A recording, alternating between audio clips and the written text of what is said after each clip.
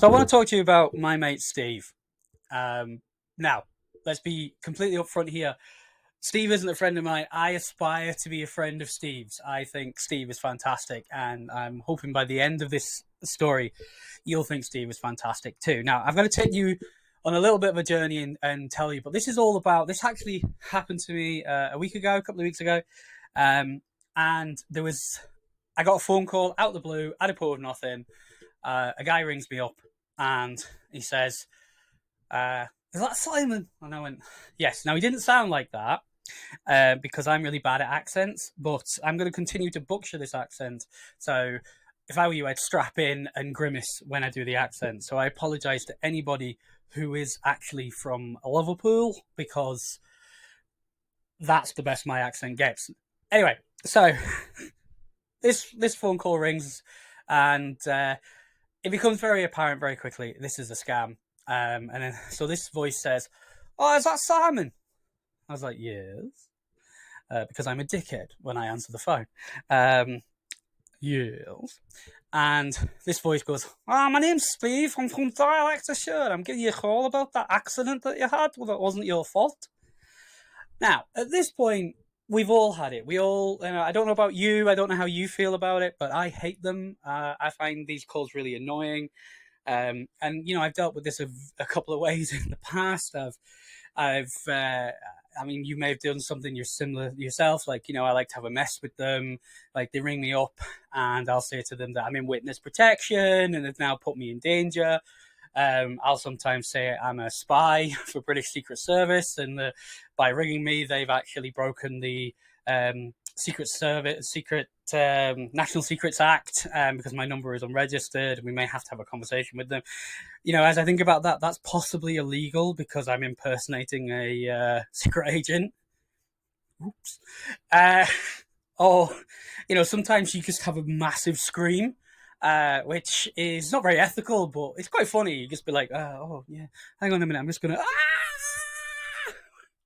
and yeah, they tend to hang up. But my current thing at the moment is if they ring me out of the blue, as soon as I establish it's a scam, and I don't mean like people who ring you up and it's like, "Oh, it's a customer survey from a company and stuff," I'll say, "Oh, I'm not very interested. Thank you very much for calling." But if it's obviously like cold calling out of the blue, they've got my number from my website or something like that, then, they're fair game as far as I'm concerned. And if that makes me a bad person, well, it should be clear by now, I'm a dickhead. So, Steve, we're back to Steve. So Steve says to me, "You've had an accident. It wasn't your fault."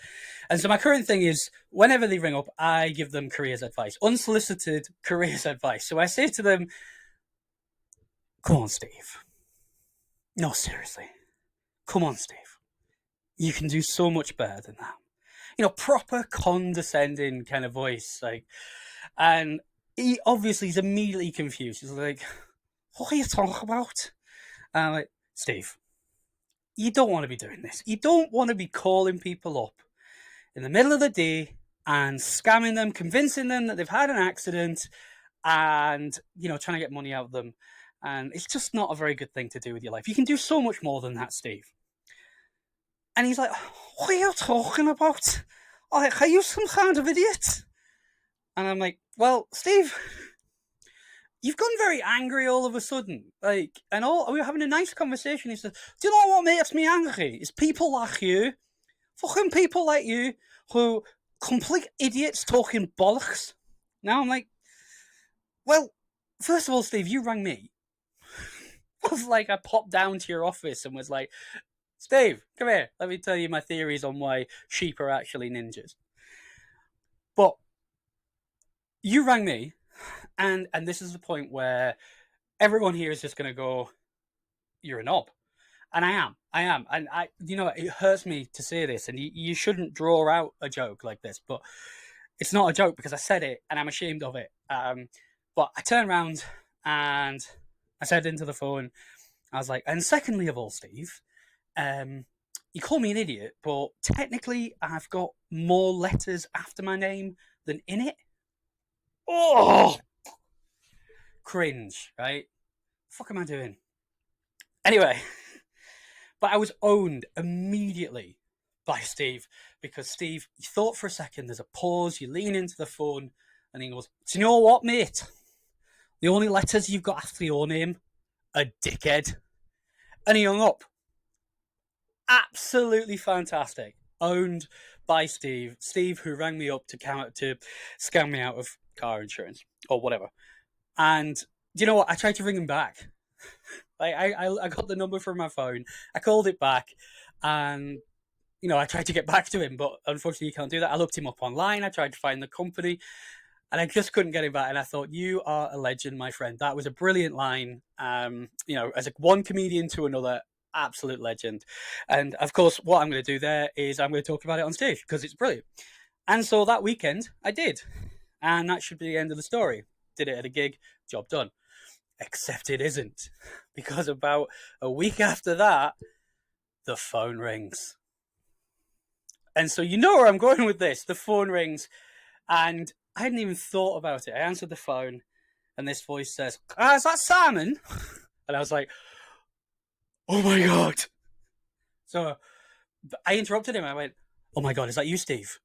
Now, incidentally, if you're trying to terrify a cold caller, then I would highly recommend saying their name before they do, because if nothing else, that will terrify them. The power dynamic on that call just shifted in seconds as he's like, "What the fuck is going on here?" And I'm like, he's like, "Yeah, is that Simon?" I'm like, "Steve, it's me, Steve, it's me." And he's like, "Okay." Now you can tell at this point he's got two options. He can hang up, or he can continue with the script. And fair play to the lad, he continues with the script, because at that point I would have been hiding in the bathroom. But nope, Steve, he's a worker. He perseveres, he works his way through, and he goes, "Listen, I'm calling you about the accident that you had that wasn't your fault." And I'm like, "Steve, drop it, mate. Come on. It's me. It's Si. You called me last week. You called me a dickhead." And he's like, "That wasn't me, Lark. I didn't do that. I wouldn't do that." And I'm like, "Steve, you did. You did." And he's like, "No, I wouldn't do that." And I was like, "Your name's Steve, right?" And he's like, "Yeah." "You from Director Show?" "Yeah." "Is there anybody else in your company called Steve?" "No." "Then it was you, mate." "No, I wouldn't do that." And I was like, "Look, I don't want to waste your time here, but I need to tell you that I'm a comedian. And at the weekend, I told 200 people about our little phone call, and turns out, mate, that they agree with you. I am a dickhead." Anyway, at that point, there's this silence, and then this burst of laughter as he goes, "Ah, that was me." And I was like, "Well, come on, Steve. How many people do you call a dickhead a week?" And that actually hurt, because I thought we had something special. I thought we had something that was for us. But if he's just randomly ringing up people and calling them all dickheads, then that really hurts me. Like that, I feel like something's been taken away from me there. And he was like, "No, I do remember you, I do." And I was like, and he's like, "Are you really? Are you telling the truth? Did you really do that?" And I said, "I did." And he's like, hang on. And then he puts me on speakerphone. And he says, tell them. So I recount the story again, and only when I'm halfway through this story, and they are roaring with laughter on the other side, do I realise how absurd this entire situation is. Think about your own lives. Imagine in your work or school, whatever you're currently doing, imagine if the worst thing you could possibly do, you do it, you move on, and then the ramification of that worst thing comes back and hit you. And instead of thinking, "Oh my God, I'm going to be out of a job," you go, gather round, find out the time I called a customer a dickhead. Absolutely brilliant. Anyway, Steve, thank you so much for this. I love you, man. You can call me anytime.